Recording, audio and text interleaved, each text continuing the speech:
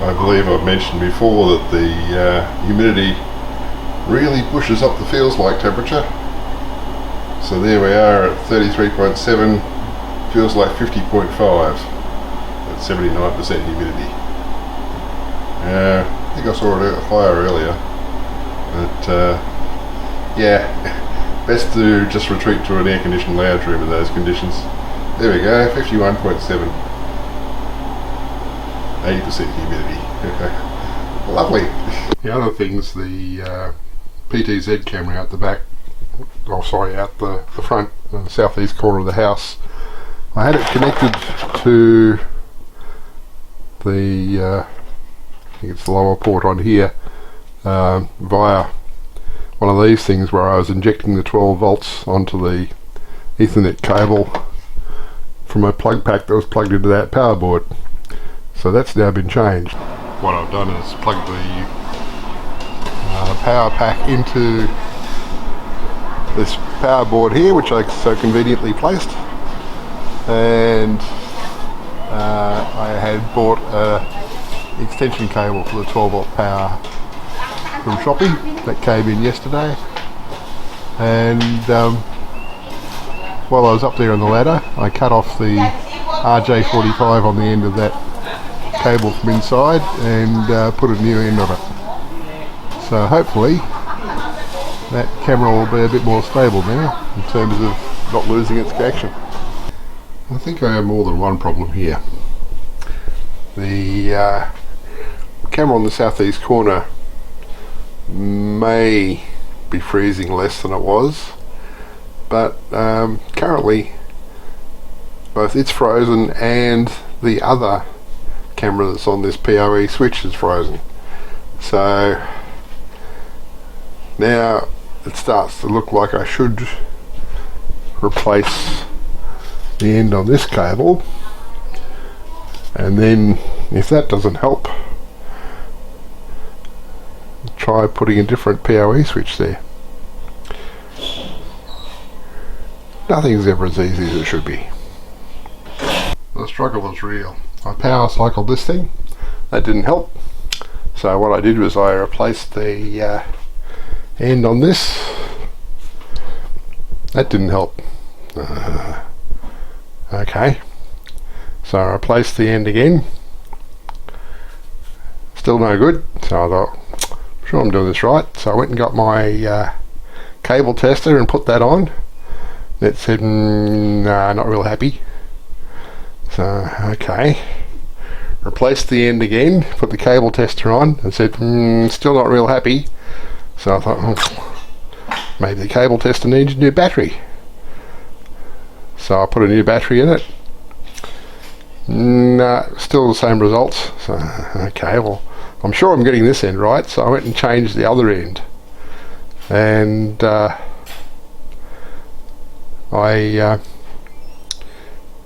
put that on the cable tester, and the cable tester said, nah, still no good.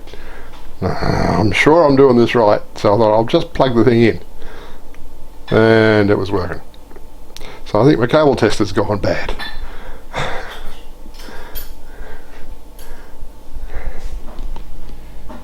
You bastard, you wasted me all that effort. No, cable tester's working perfectly. That cable up on the roof must be stuffed. I had rats chewing on it or something. So I'll wait for a cooler day and get a new cable run. I had another thought.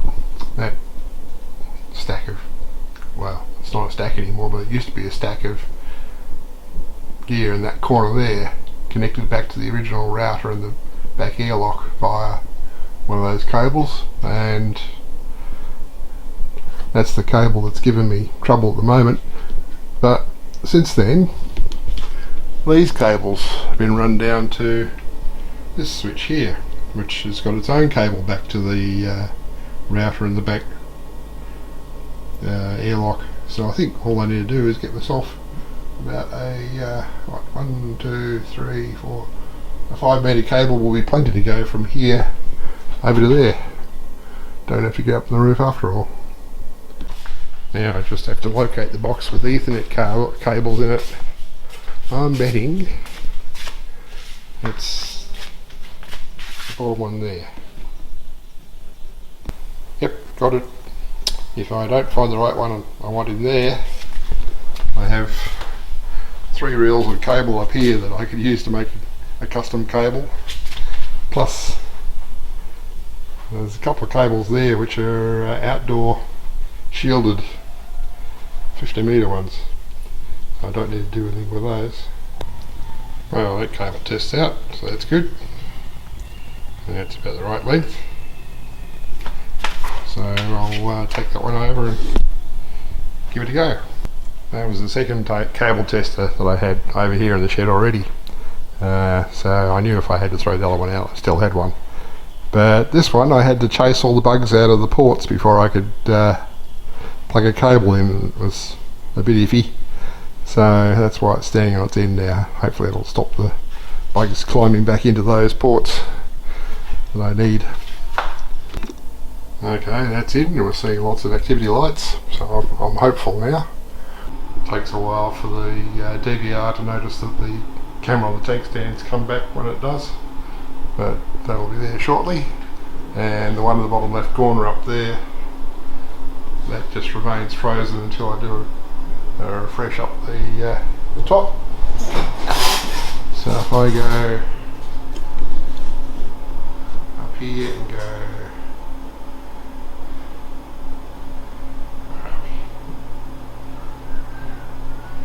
trying to drive a mouse with one hand and camera with the other. I'm not that coordinated apparently.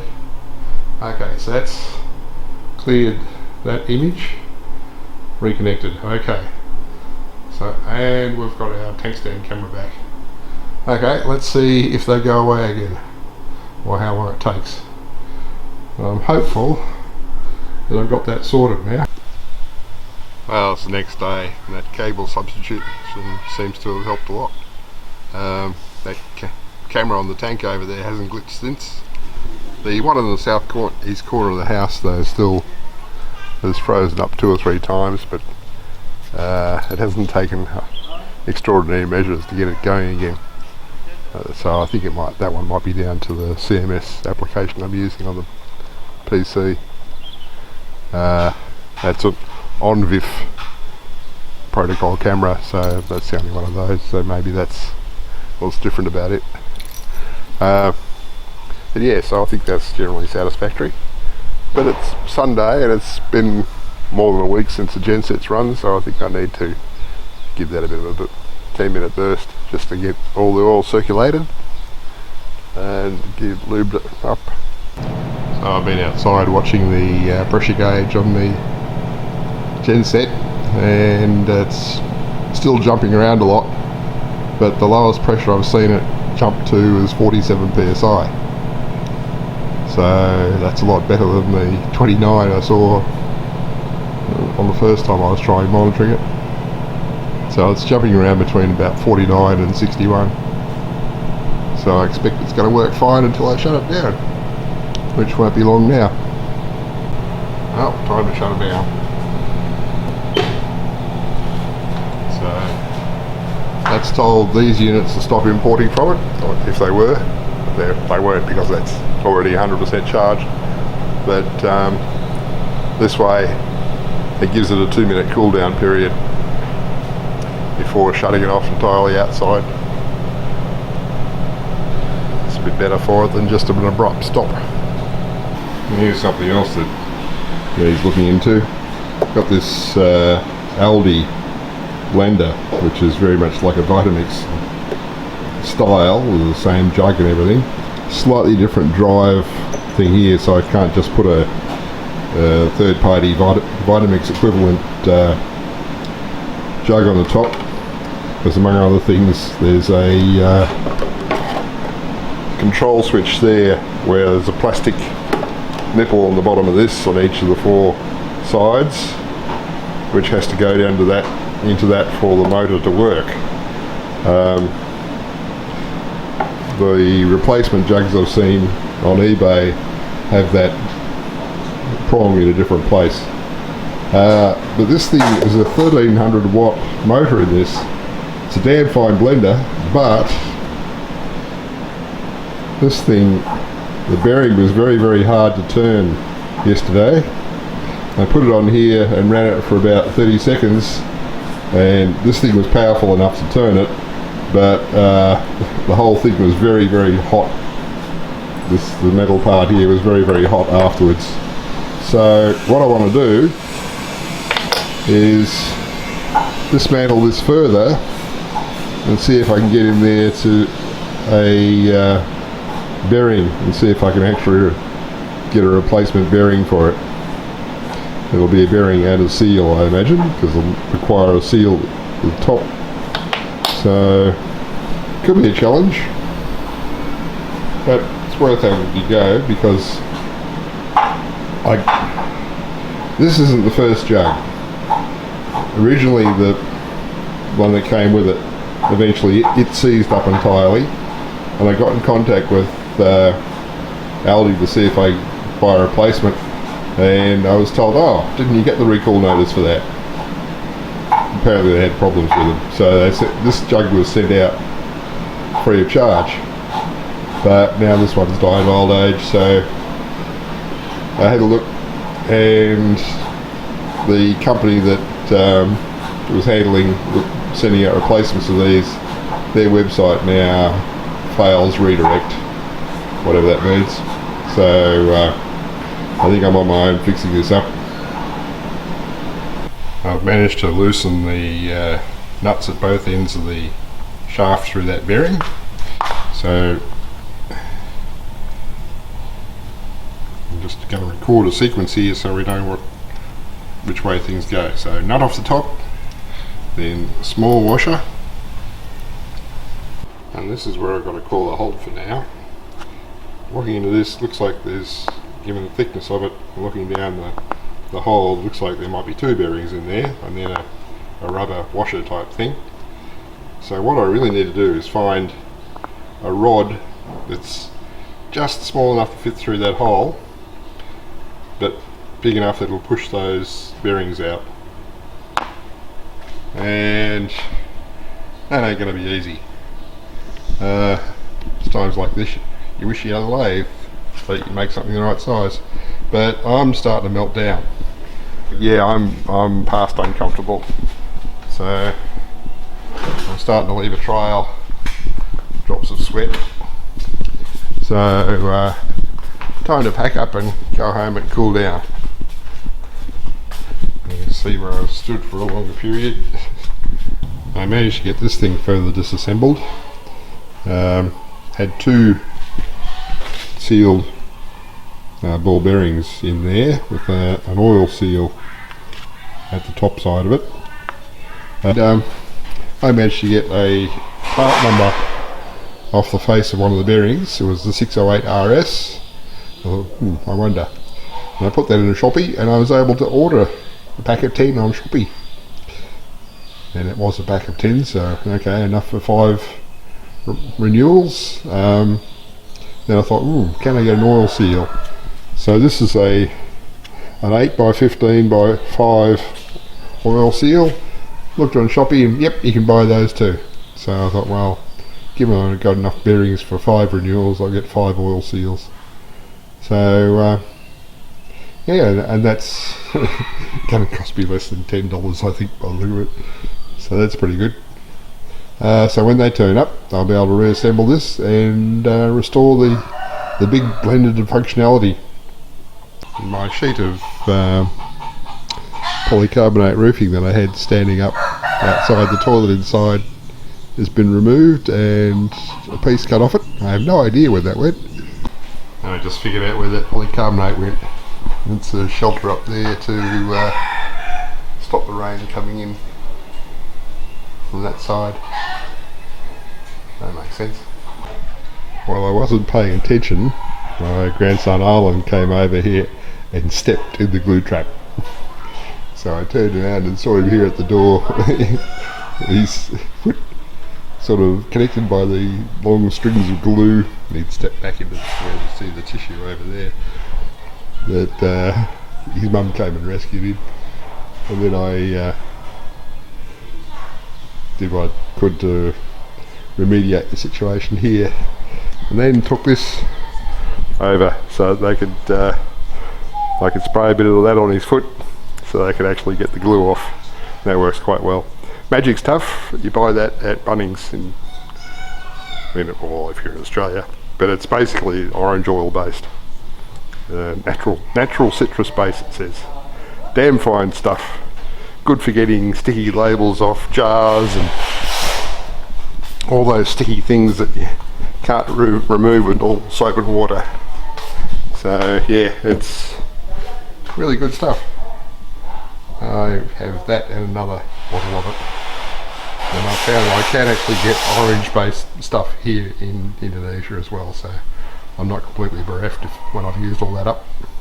What I'll do is make a point of closing this up so that Harlan's not attracted back to it, but maybe having been stuck in that trap once, he might be a bit wary of coming over here again. So this is what the guys are working on currently. They're building a gazebo roof for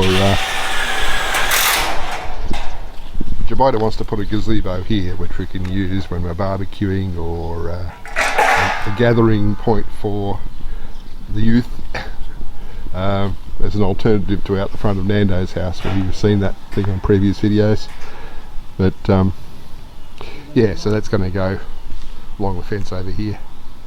Yeah, so this is Jabida's idea, so okay Jabida, we can do that. Oh, it's bigger than I was anticipating. Huge. Getting this safely stood up at both ends was a bit challenging for two guys, but I'm not going to leap in and try and help because I'll just get in the way.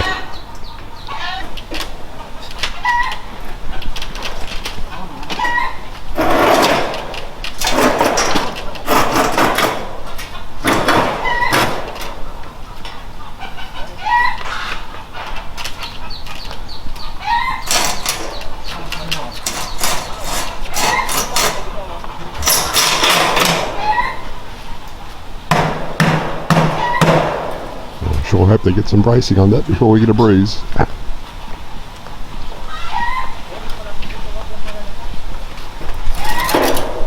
Don't know what their plans are, but my preference would be to brace it back to that wall behind it.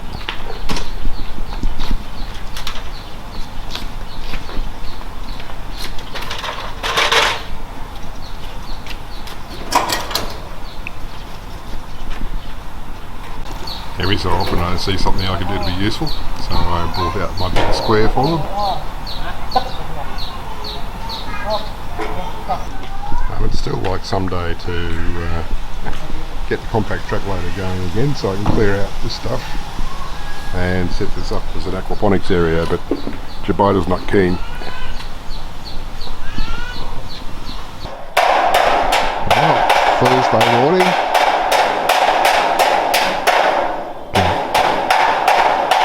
Construction continues noisily, and more supplies are being delivered.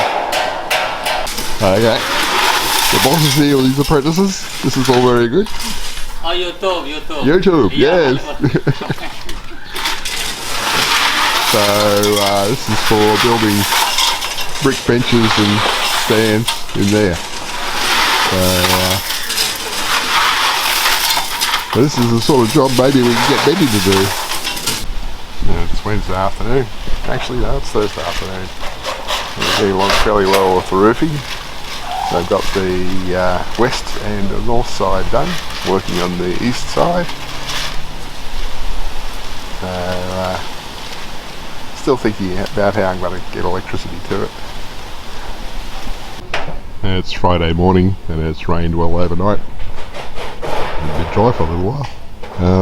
As you can see, there it is actually tied back well to the fence. And I've got the middle column that they put in halfway along as well on both sides. So originally it was just the 4 columns at the corners, and then they added the ones in the middle, so it's extra strong there now, although it does You can see it's wobbling a bit there at the moment. That's because of the man standing on top at the far end. They're put on the south end of the roof, and he's currently working on the ridge caps. So for the electrics, we had that eye bolt up there which was built into the building originally. I was thinking to use that to connect across to the house, but it turned out that this overhang of the roof here was not something I factored in, so we went from higher up.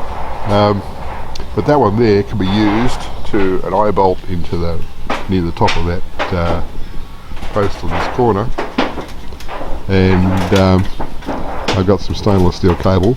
That's stainless steel, 316 stainless steel cable, so it's not going to rust despite it being backhooked. I have lots of thimbles and cable clamps here to secure that cable. There's my eye bolt for the column at the gazebo end. So with that cable in place up to there, we then just have to tap into the electric feed to that light fitting there inside the scooter cage, because that's on the day-night switch, so it's automatically turned on at night.